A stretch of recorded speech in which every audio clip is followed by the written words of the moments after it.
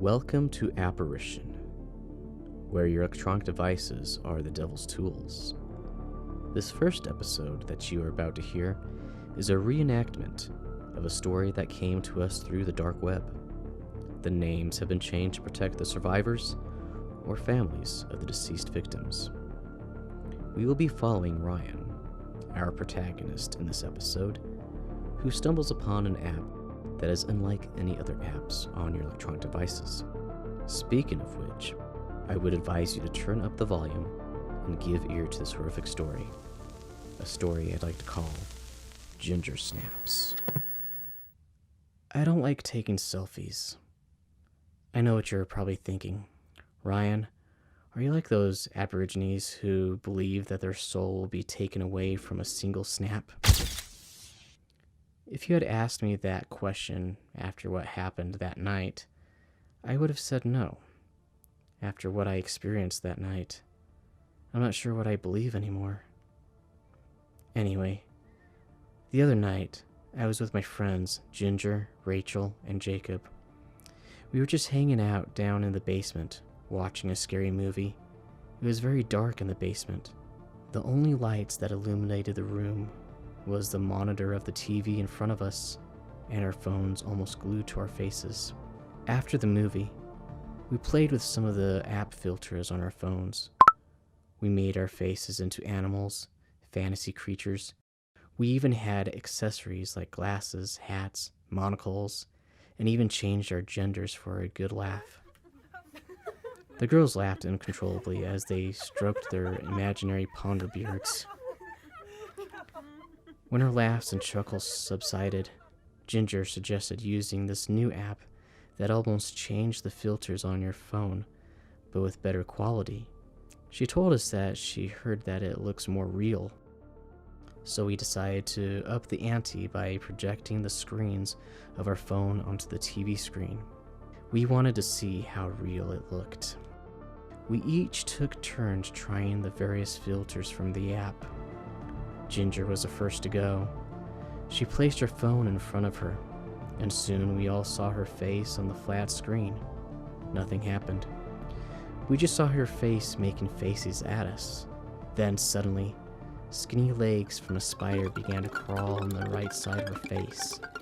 We immediately jumped at the sight of the arachnid, especially when we saw a red spot on its back. Ginger assured us that it was fake by standing and twirling in front of the TV. She explained that it was the new app filter. My fears later went away. However, I thought I saw something go up her jacket, but it was too dark to tell, so I brushed it off, thinking nothing of it. Ginger suggested that we try a different filter. I saw no harm in volunteering, so I went next. I wanted to use the monster face filter. As the phone began to scan for my face, I couldn't help but notice that it was scanning another face just above my shoulder. I looked back and saw nothing, just a wall that the couch was pressed against.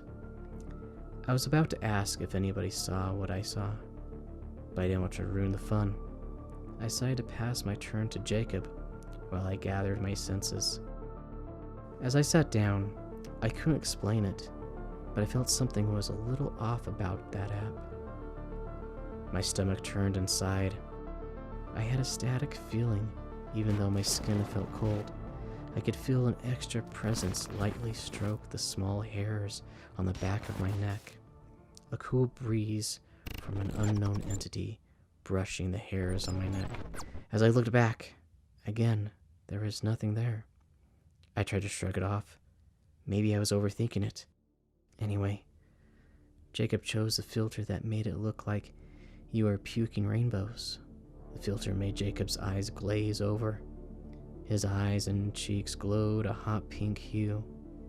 And as he opened his mouth, pillars of the colors of the rainbow poured out of his mouth like a waterfall. Jacob quickly exclaimed that he was tasting crayons. At first I didn't think much of it, but curiosity got the better of me. When I turned to Jacob, I saw different colors of the rainbow stained on his chin and the collar of his shirt. Jacob gagged, and more rainbow-colored puke spewed from his mouth. which later splashed onto the carpet. I stepped away from the rainbow puddle. Soon the rest of my friends pulled away from Jacob as he continued to vomit colorful chunks on the carpet. I stepped away from the rainbow puddle. Soon the rest of my friends pulled away from Jacob as he continued to vomit colorful chunks on the carpet. Between each colorful hurl he chucked, Jacob struggled to make words until he finally squeezed what could only describe his current pain. "It burns." We soon learned that he wasn't wrong. The rainbow acted like some type of acidic puddle.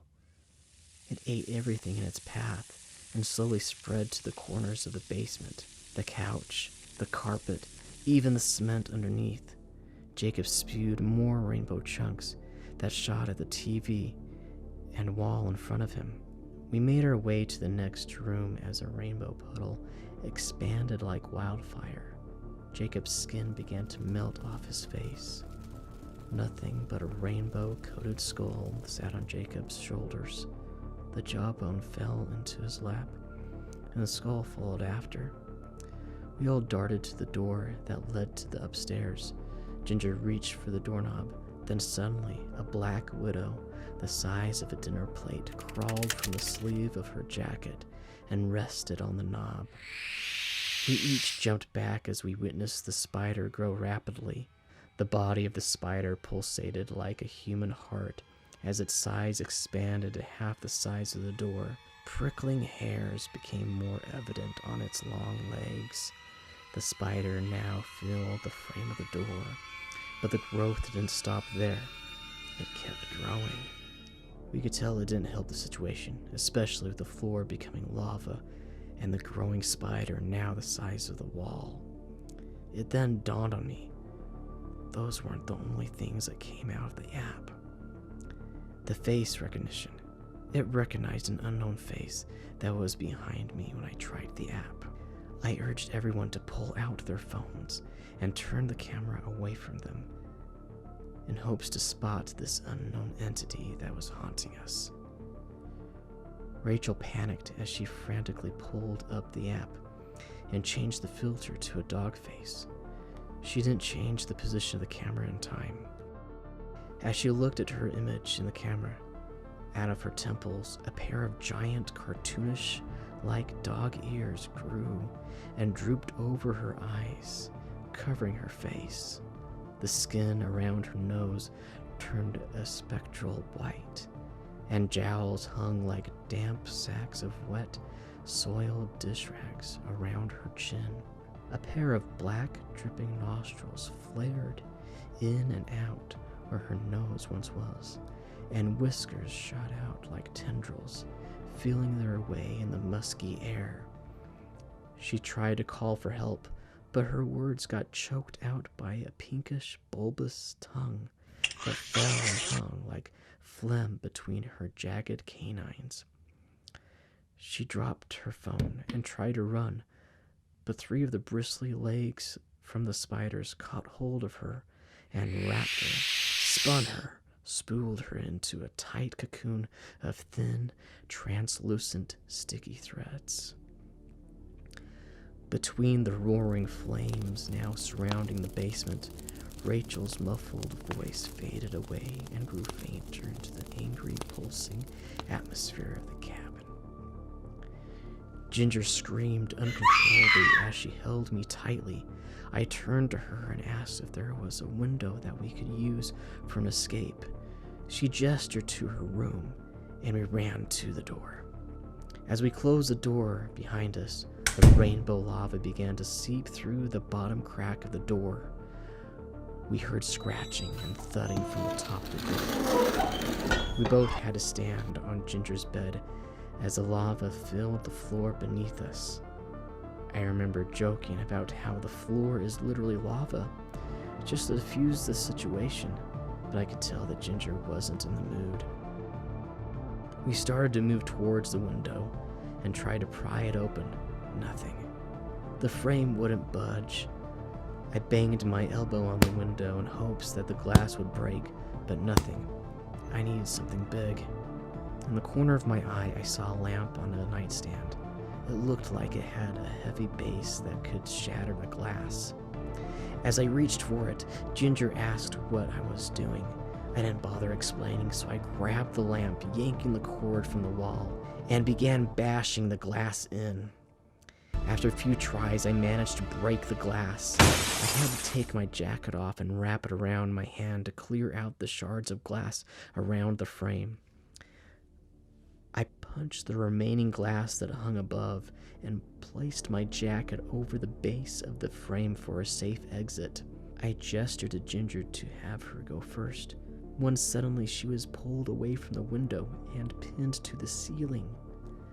She didn't scream, she mumbled. I saw imprints of what appeared to be a human hand firmly pressed over her mouth. She struggled to open her lips. Nothing. 3 invisible fingers rest on her left cheek and a thumb on the other. She tried prying the invisible fingers from her mouth, but her efforts proved fruitless as her head began to slowly turn until I suddenly heard a loud snap. Her arms and legs swung lifeless, like a broken light bulb dangling from a single cord attached to the ceiling. Her body fell from the ceiling and into the rainbow lava below. The door began to split in 2, inch by inch, as the hairy giant spider legs merged in. I didn't want to wait any longer, so I continued my escape through the window, when suddenly something was tugging at my leg. It was the invisible man, that unknown entity that was following us from the beginning. I kicked at the being, only hitting air at first, until I finally felt something. I kicked as hard as I could until the grip on my leg was loose. I squeezed out of the window as I used my elbows to pull into the backyard of Ginger's house. It was a small drop from the window to the ground, so I took it. I landed on my side, knocking the wind clear out of me. It felt like my hip hit a flat rock in the hidden grass. I crawled on the flat of my back, inching away from the window with my elbows. I wanted to keep my eyes open from whatever was pulling at my leg.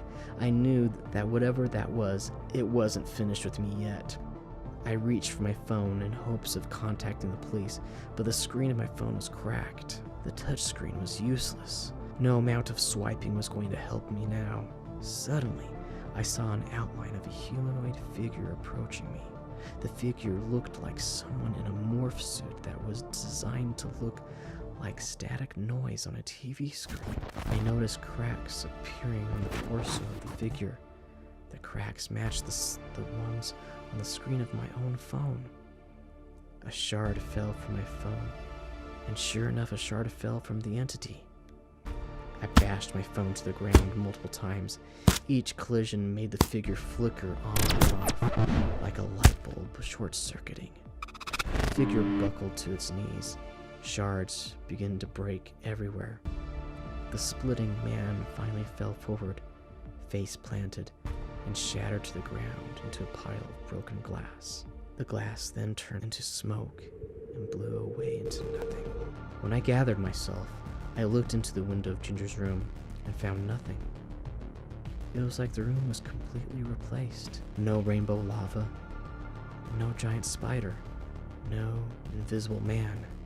But more importantly, I couldn't find the bodies of Ginger, Rachel, or even Jacob. It was like they didn't exist. The only proof I had was my shattered phone, of which lied on the ground like a husk in a graveyard. What was once a house was now an abandoned cabin in the woods. And that's why I don't like selfies. At least not from that app.